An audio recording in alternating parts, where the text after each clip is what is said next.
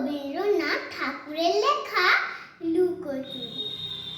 আমি যদি দুষ্টুমি করি, চাপার গাছে চাপা হয়ে ফুটি, ভোরের বেলা মাগো ডালে পড়ি কচি পাতায় করি লুটোপুটি। তবে তুমি আমার কাছে হারো, তখন কি মা চিনতে আমায় পারো? তুমি ডাকো খোকা কোথায় ওরে, আমি শুধু হাসি চুপটি করে। যখন তুমি থাকবে যে কাছে নিয়ে, সবই আমি দেখব নয়ন মিলে। স্নানটি করে চাপার দলা দিয়ে আসবে তুমি পিঠেতে চুল ফেলে, এখান দিয়ে পূজার ঘরে যাবে।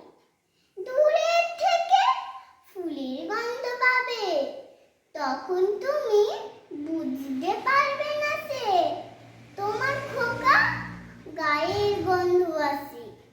দুপুরবেলা মহাভারত হাতে বসবে তুমি সবার খাওয়া হলে, গাছের ছায়া খড়ের জানালাতে পড়বে এসে তোমার পিঠে কোলে।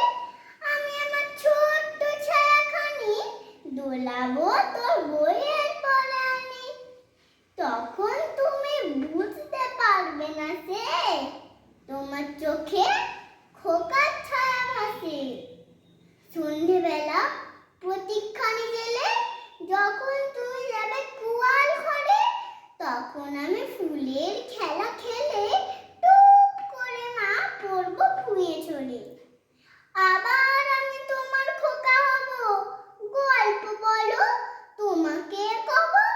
তুমি বলবে দুষ্টু চিনি কথা, আমি বলবো বলবো না